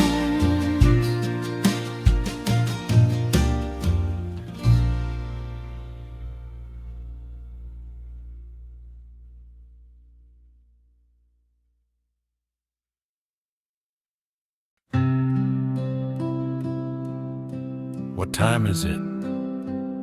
Early, How early? early enough that it's still ours. Good. I don't know exactly when it started. The morning becoming the best part of the day. I used to be someone who got up and immediately started the list of things the day required. Now I get up and immediately sit which is a different posture for a different life. The list still exists, I just make it wait until the coffee is done and the morning is given what it gives. I used to be the one who got up first and appreciated the morning alone. Now we get up the same time, which happened get a week without discussion. Somewhere in year 32, we arrived at the same waking hour. Neither of us remembers when, which means it happened naturally, which is the best way. Morning together, 32 years of the same hour. Morning together, the quiet that has been ours. Before the day asked anything, before the phone knows we're up. Morning together, Lord, the whole week fills this cup. These 30 minutes that belong to nobody's schedule. These 30 minutes that refuse to be negotiable. Morning together, Coffee and the window, the light. morning together. Lord, that's 32 years of right. We don't always talk in the morning. Some mornings we sit in the same quiet, which is a quiet we have furnished over 32 years. with our particular way of being in it together. She takes the chair that faces the yard. I take the chair that faces the window. We've been in the same room, facing different things for 32 years, and it works. It has always worked. This morning he said something funny about the bird that has been at the feeder. And I laughed before I was fully awake, which is the best kind of laughing. And the morning opened from there into the kind of conversation that happens when you've been talking to the same person for 32 years and still find new things to say about the bird. Morning together, the bird and the coffee and the laugh. Morning together, Lord, you gave us more than half of what a life is supposed to be. These 30 minutes, morning together, before the day begins it, we are just the two people we chose to be. morning together, 32 years, still free, still choosing this chair, this coffee, this window, this morning.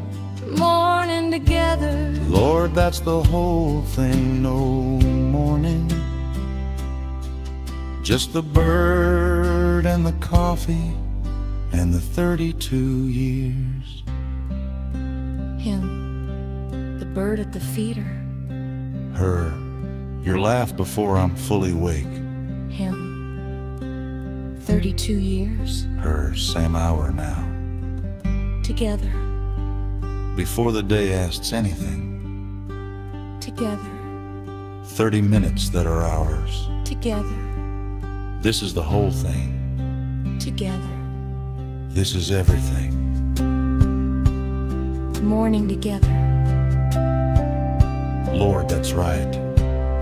together. 32 years. Together, still choosing this. The bird is still there. I know. Together,